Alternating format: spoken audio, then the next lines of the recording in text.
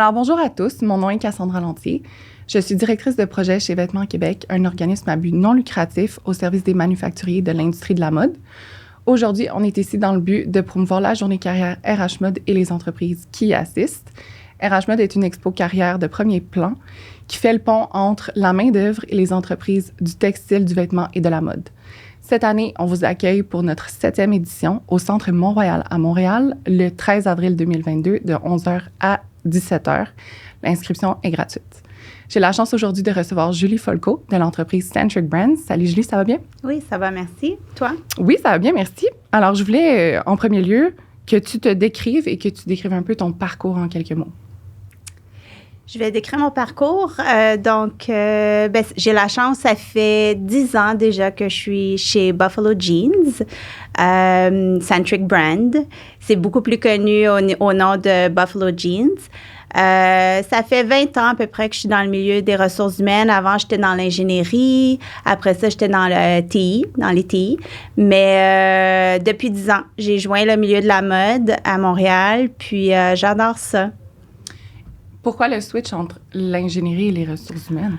Bien, c'est ça qui est le fun avec les ressources humaines. Hein? Tu peux vraiment aller dans tous les milieux, tous les domaines. Donc, j'ai vraiment commencé comme ça parce que j'ai eu une opportunité au niveau de l'ingénierie. J'ai fait 2 ans là-bas, puis par la suite, je suis allée du côté de la TI. Puis, j'étais prête après à changer, puis j'ai trouvé chez Buffalo Jeans. Puis, depuis ce temps-là, mon rôle a beaucoup évolué là, dans les 10 dernières années. Il y a eu beaucoup de changements. Au début, c'était une compagnie familiale. C'était gros quand même. On avait beaucoup de magasins. Après ça, on a fermé les magasins. On s'est vraiment focusé sur le commerce en gros, commerce en ligne. On s'est fait acquérir par Global Brands Group, une compagnie américaine, en 2015. Ça a vraiment évolué. Là. Ensuite, il y a eu une restructuration. En 2019, on est devenu Centric Brand. Puis là, depuis ce temps-là, on fait partie d'une grosse corporation. C'est américain, mais on a quand même gardé notre core, je dirais, là, pour une compagnie familiale à Montréal. Puis on a un bureau à Toronto aussi. Puis on a une belle équipe, très belle équipe. J'en doute pas. Mais là, ça fait combien de temps que toi, tu es à Centric Brands? Centric a été fondé en 2019, là, mais moi, j'ai vraiment commencé en 2012 chez Buffalo Jeans. Oui. Et dans le fond, tu as vu l'entreprise évoluer, puis toi aussi, tu as évolué avec l'entreprise. Ah oui, beaucoup. Ouais. Quand tu dis beaucoup, est-ce que tu peux nous décrire un peu l'évolution? Mais moi, au début, écoute, je suis rentrée là pour m'occuper des magasins retail. Okay. Les ressources humaines, mais les magasins retail. On avait des magasins, 35 magasins. On avait au Québec, Ontario, Alberta, Colombie-Britannique. On avait même fait des ouvertures à New York. Fait que ça, c'était tout un défi. Puis là, après ça, puis on avait le bureau chef de Montréal qui s'occupait, tu sais, qui avait une grosse équipe de retail aussi et wholesale. Par la suite, quand je dis qu'il y a eu une évolution, c'est que là, on a fermé les magasins. Global Brands Group nous a acquéris en 2015. Fait que là, on a fait partie d'une organisation de 7000 employés. La plupart étaient américains. Donc, on a eu la chance de pouvoir utiliser leurs avantages sociaux, par exemple. On a eu beaucoup plus de programmes, des outils. Oui, c'était vraiment bien. Puis là, après ça, 7000 employés, c'était énorme. Donc, ils étaient très, très, très diversifiés. Donc, on a décidé, ils ont décidé, là, à plus grande échelle que moi, de faire une restructuration. Donc, Global Brands Group a vraiment resté d'un côté avec certaines marques, puis Centric Brand a été créé d'un autre côté. Donc, nous, on est allés de ce côté-là. Puis là, Centric est pas beaucoup connu, comme je disais, à Montréal. À chaque fois qu'on se parle, hein, je te dis, oui. Je veux continuer à dire Buffalo Jeans parce que notre plus grosse marque au Canada, c'est Buffalo Jeans, mais on touche à plein d'autres marques. Centric a plus que 100 marques. À Montréal, on s'occupe de Caterpillar, Buffalo Jeans, on fait aussi Hudson's Jeans, Joe's Jeans. On touche à plein de marques qui sont faites aux États-Unis, mais pour le marché canadien. Amazing, mon Dieu. Ouais. Et toi, tu as dit que toi, tu as évolué aussi dans le temps avec l'entreprise. Est-ce qu'au sein de ton poste, tu peux nous parler de ton évolution? J'ai commencé au niveau du retail, comme j'ai mentionné, mais quand on a fermé les magasins, tu sais, j'ai tout appris là-bas, dans le fond, comme... mon expérience d'auparavant était différente, mais j'ai vraiment pu prendre le leadership, dans le fond, pour le Canada au complet. De Buffalo Jeans, j'ai appris tout le milieu de la mode. C'est complexe. Ben oui. Tu sais, j'ai commencé dans le retail. Moi, dans ma jeunesse, j'avais travaillé dans les magasins, au niveau retail. Fait je connaissais ça un peu. J'avais géré un magasin, tout ça, mais c'était sans plus, tu sais. Mes connaissances s'arrêtaient pas mal là. Fait j'ai appris tout le côté retail, mais là, après ça, il a fallu que je focus sur le côté wholesale. On est une super petite équipe, là. C'est juste moi et ma conseillère à Montréal pour le Canada au complet. Donc, on touche à tout. Wow. À tout. Puis c'est ça que j'aime vraiment dans mon rôle. Moi, je suis vraiment une généraliste dans l'âme, là. Je pourrais pas toucher à un domaine des ressources humaines. Là, je pourrais pas juste faire le recrutement ou juste faire la santé et sécurité. On touche à tout. Puis, en étant petit, mais en faisant partie d'une grosse corporation américaine, les États-Unis, ils parlent pas vraiment français. Alors, au Québec, on a le rôle aussi des communications, même on touche beaucoup au marketing.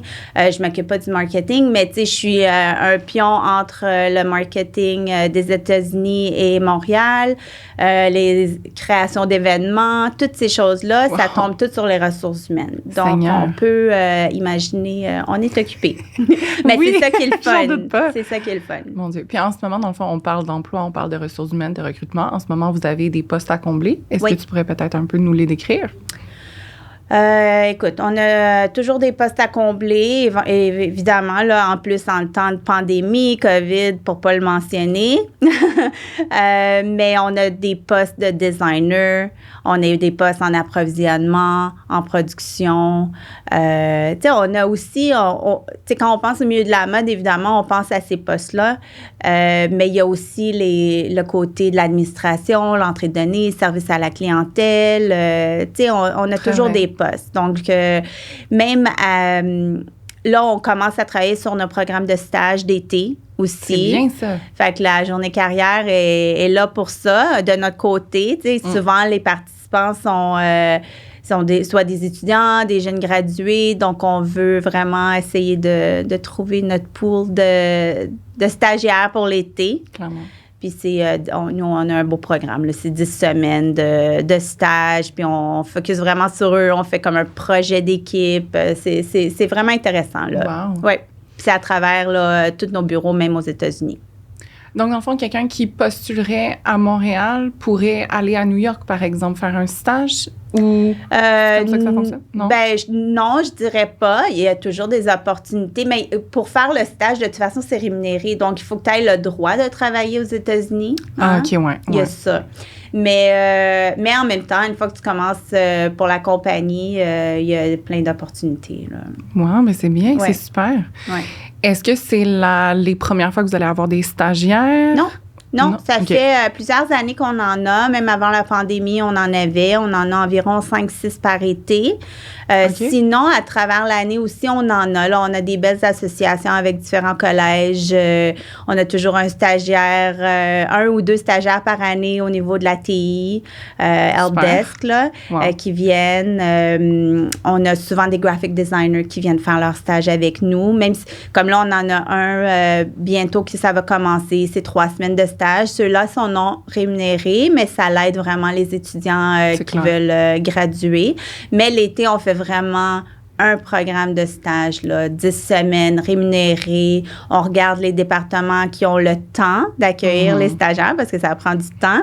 Clairement. Puis qui ont un besoin aussi. Puis là, c'est ça, on commence le processus. Là, on va commencer les affichages, puis on compte vraiment sur la journée carrière aussi là, pour trouver ces personnes-là. Pas mal certaine que tu vas trouver chaussures à ton pied. Mais en parlant d'emploi et peut-être même de stage, c'est quoi les emplois et les stages les plus populaires et les moins populaires au sein de ton entreprise? Il n'y a pas de poste ou de stage moins populaire. Tant mieux, tant mieux. C'est ce qu'on aime entendre. Mais je te dirais au niveau du design, production, approvisionnement, contrôle de qualité. Nous, on appelle aussi les fit and spec. Oui. Designer technique. Là.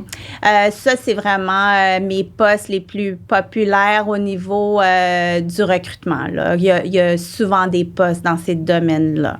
Ça m'étonne que tu ne dises pas exactement tous les postes dans le marketing, parce qu'en ce moment, on voit tellement un boom au niveau du e-commerce puis du marketing. Ça, est-ce que c'est populaire ou c'est... On a une belle équipe. On a la chance d'être une équipe comblée, je dirais. Donc, il n'y a pas eu beaucoup de recrutement à ce niveau-là, justement, parce qu'on a une belle équipe en place. Puis là, je ne dis pas que les autres équipes ne sont pas belles.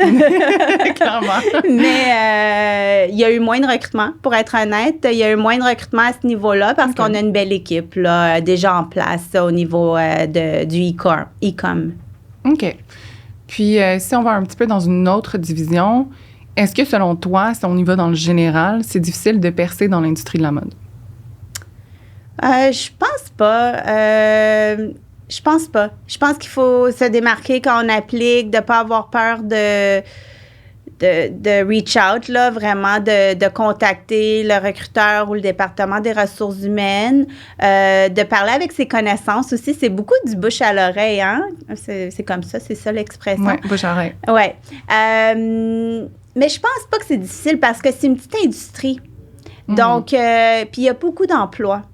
Puis là, en pénurie de main-d'œuvre, puis tout ça, là, je veux dire, il faut juste foncer. Si on veut travailler là-dedans, il y a beaucoup d'emplois. Donc, non, je pense pas que c'est difficile de percer. Puis, pour ce qui est des gens qui étudient en mode vraiment, ben c'est de faire leur devoir, puis vraiment de trouver, dans le fond, quelle compagnie il y a à Montréal ou s'ils sont ailleurs, dans d'autres provinces, quoi que ce soit au niveau de la mode, puis de vraiment connaître les employeurs parce que c'est petit. Donc, mais il y a quand même beaucoup d'opportunités, même en étant petit, là. Je suis bien d'accord avec toi. Honnêtement, en ce moment, c'est... Tu sais, il y a toujours eu une pénurie de main-d'œuvre dans l'industrie de la mode, puis en ce moment, c'est encore plus criant. Je pense, par contre, qu'avant, on se basait vraiment beaucoup sur les compétences, et tu pourras peut-être me dire que j'ai tort. Avant, on se basait beaucoup, beaucoup sur les compétences, puis depuis la pandémie, on se base peut-être un peu plus sur l'attitude des gens. Si tu as vraiment la motivation, si tu es là puis tu es prêt à apprendre, prêt ou prête à apprendre, ça comble peut-être un petit peu les lacunes qu'on aurait au niveau des compétences. Est-ce que tu penses que j'ai raison? Est-ce que tu trouves que j'ai tort? Ça dépendrait pour quel poste, pour être honnête. Nous, je vais te dire honnêtement, on est encore au niveau des compétences. Là, on cherche, des fois c'est plus long. Mais nos postes, tu sais, si je pense live là, à nos postes qu'on a complets dans la dernière année, tu sais, on avait besoin d'une certaine expérience, puis on n'est pas prêt nécessairement à laisser tomber cette expérience-là pour quelqu'un qui est capable nécessairement. Mais tu sais, ça dépend quel type de poste, là. Des postes plus juniors, oui, définitivement, au niveau de l'attitude. Tu sais, je dis tout le temps, au niveau de la mode, là, il faut vraiment être vif d'esprit, capable d'être multitask, débrouillard, curieux, parce que c'est souvent comme roche, là. Donc, cette attitude-là, ça peut pas nuire, ça, c'est certain. Mais les compétences sont quand même importantes. L'expérience est quand même importante, ou l'éducation, là, évidemment, tout dépendant du niveau du poste. Moi, je te dirais que dans mon bac, j'ai appris énormément de choses, mais quand je suis arrivée sur le marché du travail, j'ai tellement appris avec mon travail que je me suis dit, mon Dieu, une chance que ces gens-là, ils ont pris une chance avec moi, parce que j'ai clairement tout le bagage que j'ai maintenant. Je l'avais pas quand je suis sortie de l'école. C'est pour ça que moi, je pense que l'attitude va peut-être aller un peu plus chercher des gens, surtout qu'il y en a qui ont les compétences, mais ils n'ont pas en toute l'attitude. Tu vois ce que je veux dire? Non, ça, c'est sûr. Puis, regarde, tantôt, quand je me suis décrit, j'ai dit que quelqu'un m'avait donné ma chance. Ça avait été tellement long, moi, avant de trouver mon premier emploi. Puis, je pense que j'avais une bonne attitude dans ce temps-là. Mais c'était différent. Hein? C'était un différent temps là, de mon temps. Mais L'attitude est super importante, c'est sûr. Si je compare 2 candidats qui vont venir en entrevue, puis qu'il y en a un qui a l'éducation, un peu d'expérience, mais n'a pas une bonne attitude déjà en entrevue, versus quelqu'un qui a juste l'éducation peut-être, puis une bonne attitude, ben peut-être que j'irai vers cette personne-là. Okay. Peut-être pas. J'irai vers cette personne-là. Tu comprends? Mais ça dépend vraiment du type de poste. Là. Ça dépend du niveau. Pas du type de poste, du niveau de la personne recherchée. Si on cherche un gestionnaire en approvisionnement qui a déjà contacté... Tu sais, il y a des choses qui ne s'apprennent pas à l'école, comme tu as dit. Tu sais, moi aussi, quand j'ai sorti de l'université, c'est très technique à l'université. Là, tu apprends vraiment sur le tas. Mais, tu sais, si je pense justement à mes gestionnaires d'approvisionnement qui doivent être capables de contacter les différentes usines à l'outre-mer, qui l'ont déjà fait, qui connaissent les fabrications de vêtements, les matériaux, tout ça. Tu sais, même avec l'éducation... il n'y aurait pas nécessairement cette expérience-là nécessaire. Alors, il faut l'expérience d'ailleurs, tu sais, pour pouvoir être choisi, dans le fond, là, une expérience de travail. Là. Bien d'accord avec toi. Je pense que pour les postes seniors, de ne pas avoir de compétences... Non, c'est ça. Mais pour les postes juniors, moi, je trouve que... pour moi, là, je vais parler personnellement, pour moi, l'attitude fait toute la différence. Ouais. Si t'es là, t'es motivé, t'es tellement passionné par ce que tu fais, moi, je sais qu'une fois que tu vas embarquer dans l'entreprise, tu vas y aller, puis tu vas travailler pour nous, puis tu vas être motivé. Ouais. Puis ça, pour moi, c'est tellement important parce que moi, je suis une personne passionnée. Donc, j'aime travailler avec des gens passionnés. Ouais. Et ça, c'est personnel. Dans le fond, je voulais poser une autre question. Je me demandais... Tu le sais probablement, je pense que tout le monde qui travaille dans l'industrie de la mode le sait, il y a souvent des stéréotypes, des préjugés. Puis je me demandais quels stéréotypes, préjugés que les gens ont de l'industrie de la mode que toi, tu es passionnément en désaccord. À ça, écoute, passionnément en désaccord. Ou juste en désaccord. Il y a 10 ans, j'aurais pas été en désaccord quand j'ai commencé dans le milieu, mais là, depuis, ça a beaucoup évolué, pour utiliser ce mot-là souvent aujourd'hui dans la conversation. Mais, tu sais, les personnalités flamboyantes. De nos créateurs. Tu sais, il y avait eu un film, là, Devil Wears Prada. Bon, ben c'est iconic. Ça. C'est ça. Fait qu'il y a... Ça, j'en ai vu. OK. Mais je pense qu'avec tous les mouvements qu'il y a eu dans les dernières années, ça n'a plus lieu d'être, ça, tu sais. Fait que, mais il y a 10 ans, oui, quand moi j'ai commencé, puis même bien avant mon temps, il y en avait de ça, tu sais. Mais là, c'est le respect, tu sais. Le respect est là. Il y a plein de différentes personnalités encore, évidemment, dans tout dans tout job. Hein? Ben oui, c'est certain. Mais il n'y a pas... Ben moi, je voyais ça, tu sais, pas qu'il manquait de respect, mais tu sais, c'était comme, il faut que ça se fasse, tu sais, peu importe la manière que c'était dit ou quoi que ce soit dans le passé. Mais là, c'est vraiment important au niveau du respect. Là, on garde le respect. Tu vois, moi, le préjugé que j'ai souvent entendu, c'est que l'industrie de la mode, elle est fake. Puis, quand tu travailles dans l'industrie de la mode, puis tu débutes, tu vas débuter avec ton petit café, puis c'est toi qui vas servir les cafés. Comme un peu dans le film Le Diable s'habille en Prada, là. Tu vas être la porteuse de café pendant comme 5 ans, puis après ça, peut-être qu'on va te donner une tâche. Moi, c'était ça, puis sincèrement, ça m'a fait peur quand j'étais à l'école parce que je me demandais, est-ce que c'est vraiment ça que l'avenir me réserve? Parce que moi, je suis quelqu'un de tellement ambitieuse que je peux pas apporter du café pendant 5 ans. Non. T'sais. Ben écoute, je veux pas te couper, mais nous, on n'a pas personne qui amène du café. Même si je voudrais des fois un café. Clairement. Pas que je veux une assistante, là. Mais non, on va chercher notre propre café, là. Il y a plus de ça. Mais peut-être que dans le temps, il y avait ça. Oui, effectivement, là. Mais en fait, ce que moi, j'ai pu voir de mon expérience, encore une fois, personnelle, c'est que c'est clairement pas ça au Québec. C'est peut-être ça ailleurs, mais c'est pas ça au Québec. Au Québec, les gens sont tellement passionnés. J'ai pu, grâce à mon emploi, en fait, je rencontre tellement de gens, puis j'ai pu voir tellement de gens passionnés, tellement de gens qui veulent travailler, qui veulent amener l'industrie de la mode du Québec ailleurs, qui sont en train de travailler, que c'est pas vrai, là, d'apporter du café ou quoi que ce soit. Mais je pense pas que c'est encore ça, même ailleurs, parce que nous, étant une compagnie américaine, notre bureau chef est à New York. On a un bureau en Californie, à Greensboro, en Caroline du Nord, puis il n'y a pas de ça. Là. Tant mieux. Dans une grande compagnie comme ça, il n'y a autre personne qui fait ça. Là. Je pense, j'espère, puis tant mieux, mais moi, c'était vraiment ça qu'on m'avait dit, puis on s'entend que mes études, ça fait pas si longtemps que je viens de les terminer ou que je les ai commencées. Donc, tu sais, je me dis quand même encore cette année ou encore à ce moment-ci, est-ce que c'est ça que ça me réserve? Puis non, je peux clairement dire que non. Non, effectivement. Je voulais te demander, c'est quoi pour toi les qualités, les compétences qu'une personne doit posséder pour exceller dans l'industrie de la mode? C'est général, mais... Ben comme je pense que je l'ai mentionné tantôt, là, vif d'esprit, multitask, vraiment, là, quelqu'un qui est capable de faire plein de choses à la fois, curieux. Tu sais, pas peur de chercher les réponses. Hein? Il ne faut pas attendre. Il faut être débrouillard. Très débrouillard, oui. Mais surtout vif d'esprit. Tu sais, de comprendre vite. Comme, ça, c'est vraiment une attitude positive. Là. Ça aussi, c'était en fait une croyance. Là. Ben, en tout cas, il y en a peut-être encore un peu, mais tu sais, le gossip, là. Oui. Fait que non, ça, on n'aime pas ça. On veut l'attitude positive. OK. Ouais. Moi, je te dirais qu'avec tout ça, je pense que tu as bien raison au niveau de l'attitude positive. Je pense qu'au niveau des qualités d'une personne, je pense que la débrouillardise, j'aurais jamais dit ça avant, mais maintenant que je suis gestionnaire de personnel, je dois avouer que la débrouillardise, c'est tout.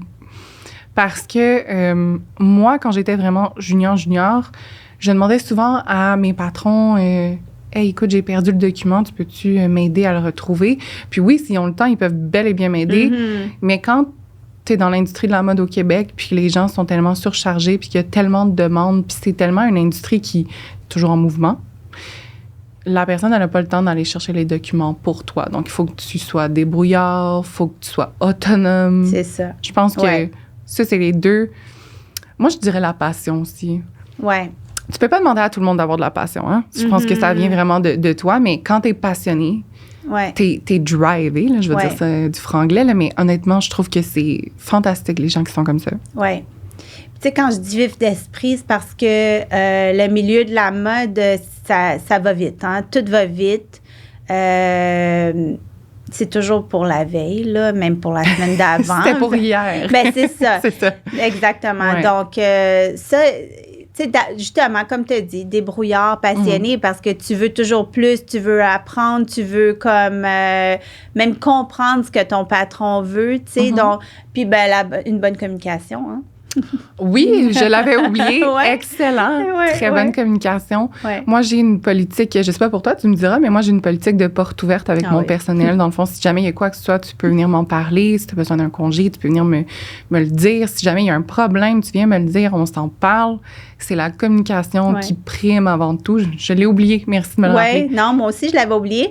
Puis moi, avec mes employés, c'est comme ça aussi, mais avec le bureau, avec... tous les employés de Centric Canada, même Centric US de notre division, ils savent. Là, c'est un peu différent parce qu'on n'est pas nécessairement toujours en présentiel, mais on utilise Teams. Puis, on se contacte régulièrement. Mais, tu sais, avant, dans le passé, quand on était en présentiel, il y avait tout le temps une petite joke, là, comme prenez un numéro. Il y avait un line-up, des fois, à mon bureau. Tu sais, il y a des entreprises ou d'autres milieux, d'autres domaines, que les employés ne parlent pas beaucoup à leurs ressources humaines. C'est vrai. En tout cas, moi, je peux te dire que à notre bureau, C'est pas le cas. ils ne gênent pas. Je suis mêlée vraiment dans tout, puis ça, j'adore ça, honnêtement. OK. Mais je suis disponible, tu sais, donc, puis je pense qu'ils apprécient aussi. Des fois, il y a des employés qui vont venir me voir juste pour avoir des conseils, comment parler avec leur gestionnaire, tout ça. Fait que ça, c'est bien. Wow! Je savais pas. En fait, je sais qu'un DRH, un directeur, directrice des ressources humaines, fait énormément comme ça de choses, mais je trouve ça exceptionnel que les employés soient assez ouverts pour venir t'en parler à toi avant de prendre le step, là, on va dire, d'aller parler à la personne. Ils veulent vraiment comme être préparés. Ça, des fois, tu sais, c'est ça. C'est la communication, ça va des deux sens. Des fois, ils savent pas juste comment aborder un sujet. Des fois, ils ont essayé de l'aborder, puis ils n'ont pas eu la réponse qu'ils souhaitaient ou, tu sais, ça l'a pas amené c'est ça, à la réponse qu'ils souhaitaient ou au bon processus. Donc, ils veulent avoir des conseils. Moi, je leur dis tout le temps, écoute, moi, je peux garder les choses confidentielles, mais je pourrais pas t'aider à mon plein potentiel. Fait que, mais voici ce que tu peux faire. Il y a des fois que je vais dire non, je pense dans cette situation-là, je vais embarquer avec toi, je vais demander une rencontre ou quoi que ce soit. Mm-hmm. Mais il y a souvent des choses que les employés, des fois, puis là, je parle des employés, mais les gestionnaires aussi, ils me demandent des conseils, là, évidemment. Mais ils peuvent le faire entre eux. Mais ils ont besoin d'une petite poussée à savoir comment l'approcher. Ils ont peur d'offusquer, de brusquer ou quoi que ce soit. Donc, moi, je suis là pour essayer un peu de les diriger de la bonne manière, là, dans le fond. Puis, tu sais, souvent, dans le fond, dans la gestion de personnel, il y a la gestion aussi des problèmes qui se présentent. Comment est-ce que tu trouves cette portion-là de ton emploi? Ben, j'aime ça. Ouais, t'aimes ça? Ouais. Il y en a qui détestent ça, qui sont comme si je pouvais enlever cette portion de mon emploi, je le ferais. Toi, t'aimes ça? Ben, j'aime ça quand que, tu sais, il y a de l'espoir. Mais il y a tout le temps. Ben, il y a souvent de l'espoir, là, je veux dire. Tu sais, gérer des problèmes, c'est la communication. Ouais. Fait que moi, j'aime ça quand les gens communiquent bien. Tu sais, ça va de la rétroaction.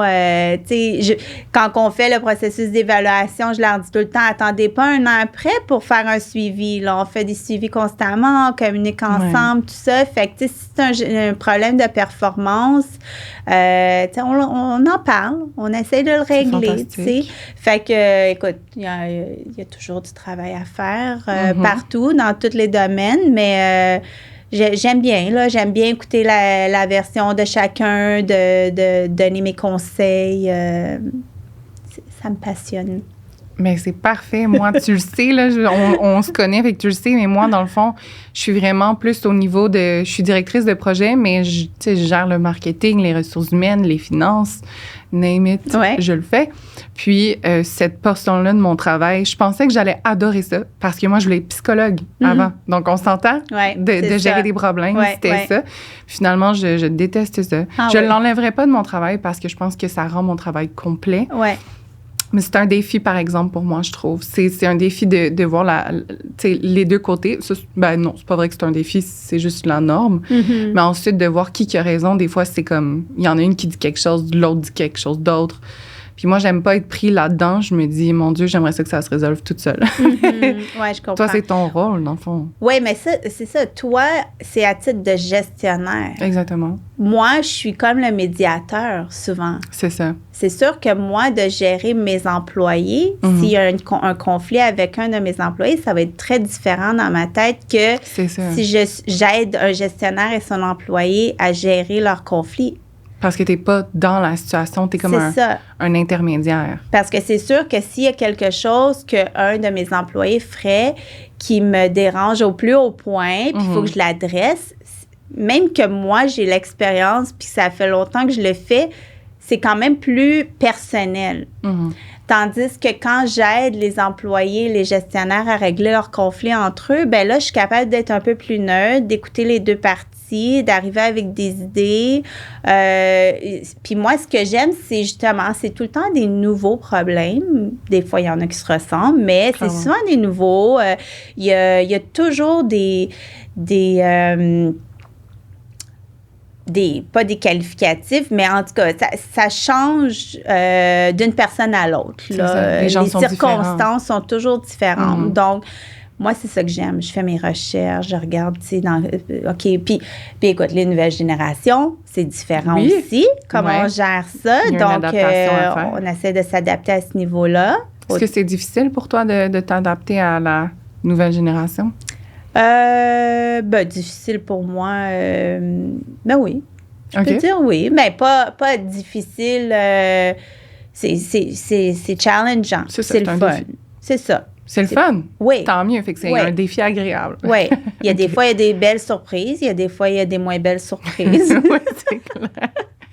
Comme dans tout. Mais dans toutes les générations, pas juste la nouvelle génération. Je ne sais même pas de quelle qu'on parle, mais dans toutes les générations, toutes les tranches de 10 ans, il y a des caractéristiques propres à eux. Donc, ça, c'est intéressant de voir.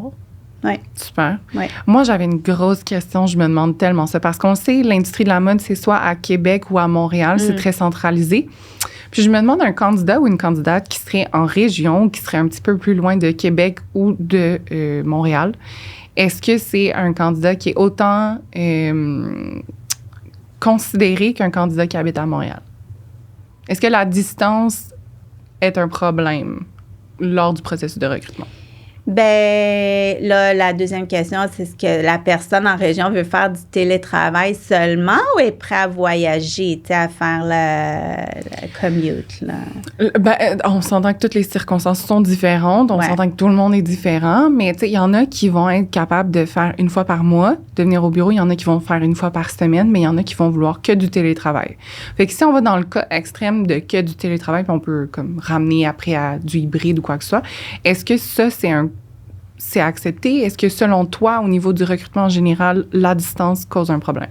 Ça dépend des industries, mais moi, je peux parler pour notre industrie. Autant qu'on est flexible au niveau du télétravail, on n'a pas eu le choix, là, depuis les 2 dernières années, mais on s'enligne vraiment vers la version hybride. Regarde, quand je parle de mes postes de designer, développement de produits, approvisionnement, production, ces employés-là sont presque là à temps plein au bureau. Ils travaillent avec le produit, ils doivent toucher, voir les couleurs, monter des collections en équipe.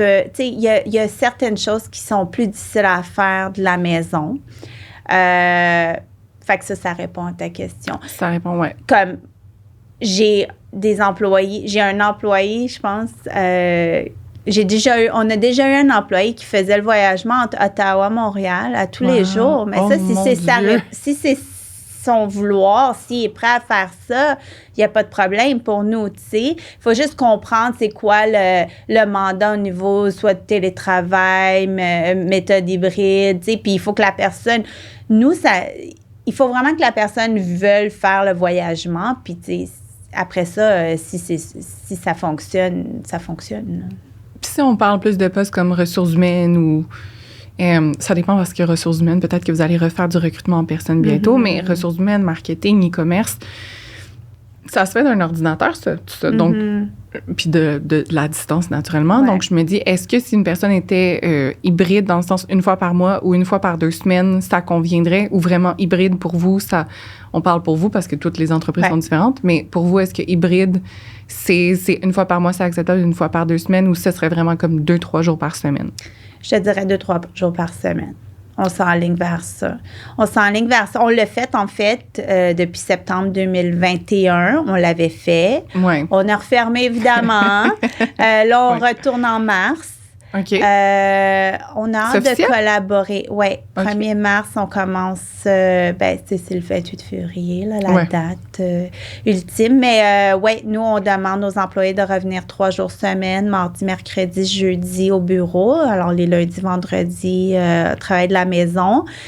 On s'ennuie de la collaboration. Tu sais, puis autant que c'est le fun de travailler de la maison, il y a ses challenges aussi, hein, il y a les défis aussi de ça, mais la collaboration, tu sais, l'engagement,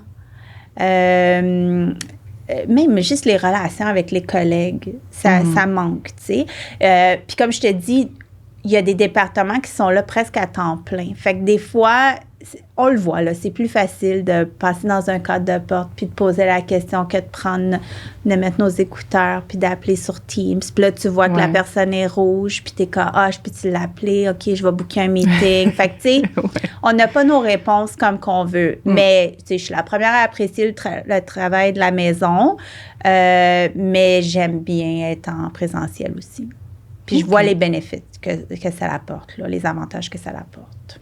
Parfait. Bien, écoute, on a le temps pour une dernière question. On a déjà presque rempli notre temps, ce qui est super. Hein? On est en bonne compagnie, donc on se jase. Est-ce que, selon toi, un candidat... Là, on revient à la journée carrière, on fait un petit hint. Alors, est-ce que, selon toi, un ou une candidate devrait s'habiller vraiment en costume-cravate ou est-ce qu'on est rendu à d'autres choses en ce moment pour la journée carrière? D'autres choses. Ouais, je dirais la même chose.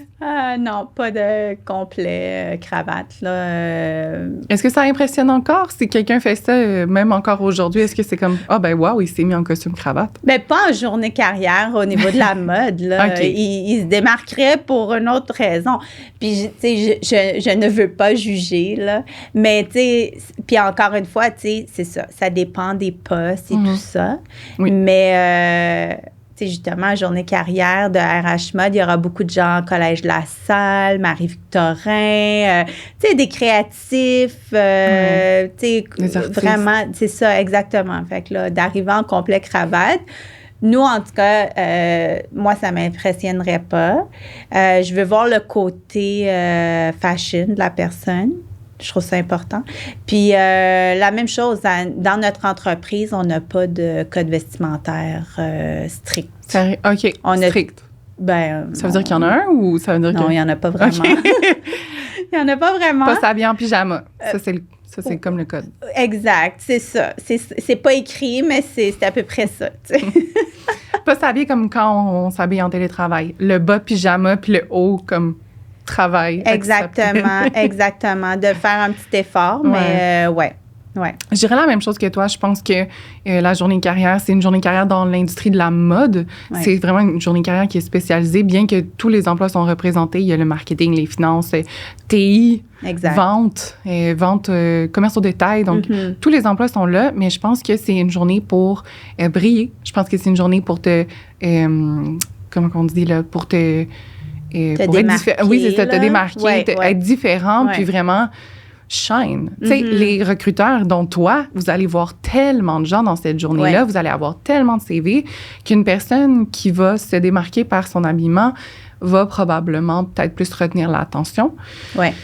On s'entend. Moi, par exemple, je porte que du noir presque tout le temps. Je suis quelqu'un qui adore porter du noir. Je suis quelqu'un qui adore porter des blazers. Ça veut pas dire que je suis plate, mais ça veut dire que peut-être que pour la journée de carrière, je ferais peut-être un petit effort de porter plus de couleurs, J'adore le noir aussi, là. Je peux pas dire à ce niveau-là que la personne arrive en noir, elle a son style. Moi, c'est plus de voir le style de la personne. T'as pas besoin de mettre du rouge pour nous impressionner, là. En noir, avec ton style à toi. Mais, tu sais, d'arriver avec un veston cravate, là, j'ai une image dans ma tête, là. Tu sais, trop grand, là, comme... Là, tu sais, c'est pas nécessaire. C'est pas ton style à toi. Mais comme tu dis, là, on parle de la journée carrière de RH Mode. Là. Exactement. Si c'est un autre domaine très plus corporate, là, un autre genre de journée carrière, ben là, oui, là, écoutez-nous pas, puis peut-être qu'il faut le complet cravate. Ben oui, c'est...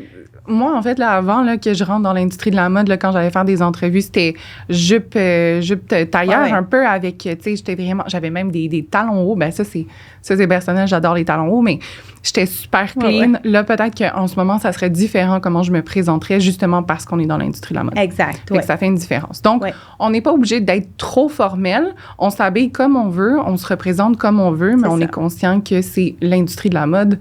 Donc, peut-être de faire un petit effort où on n'est pas obligé d'être quelque chose qu'on n'est pas. Exact. Puis même le CV, hein? Le CV, moi, je dis tout le temps, là, quand c'est des postes de designer, graphic designer, mettez un peu d'originalité à votre CV. Tu sais, la créativité, parce que, tu sais, c'est des personnes qui utilisent tellement Photoshop, Illustrator, tout ça. Fait que, tu sais, qu'ils soient professionnels, le CV, mais en même temps, un CV fait en Word, des fois, c'est plate? C'est plate. Ouais. Je suis bien d'accord, mais ça dépend le poste aussi que tu appliques. Non, exact. Puis là, je parlais vraiment spécifique de créateur. Oui, c'est ça, exactement. Parce que ton CV, c'est ton portfolio. C'est ça, exactement. Oui. Montre ce que tu es capable de faire. Si tu dis que tu t'en vas en e-commerce, ben peut-être pas e-commerce, mais en marketing, si ton CV il est super plate, ça représente pas vraiment qui tu es. Tu as parlé de portfolio aussi, de mettre le lien des portfolios aussi sur le CV. Ça, c'est vraiment important. Exactement. Ou sinon, peut-être pour la journée de carrière, d'apporter ton portfolio pour pouvoir le montrer aux recruteurs. Oui. Ça va être un plus. Puis je pense que c'est aussi un petit truc qui va pouvoir capter l'attention des gens. Si tu as ton portfolio, puis que les gens ou les recruteurs, en fait, voient tes réalisations, ils vont peut-être se dire « Wow, moi, je veux ce talent-là dans mon entreprise. » Exact. Mais venir préparer, là, avec un CV... tu sais, le lien, tu sais, maintenant, même LinkedIn est super important sur le CV. Une belle page professionnelle. Mais le lien pour le portfolio aussi, est important. Parce que c'est sûr que, oui, comme tu as dit, on va rencontrer plein de monde là-bas. Hein? Donc, on n'a pas beaucoup de temps pour passer avec chacune des personnes. Donc, on va le regarder avec plaisir. On va se faire des notes mentales, mais par la suite, on veut avoir le CV puis avoir le lien pour se remémorer là, ce qu'on avait vu à la journée carrière. Je suis bien d'accord. Donc, je termine ça là. Je te remercie d'avoir été avec nous aujourd'hui. Et puis, à vous, je vous dis merci beaucoup. Puis, on se voit le 13 avril à la journée carrière RH Mode. Merci.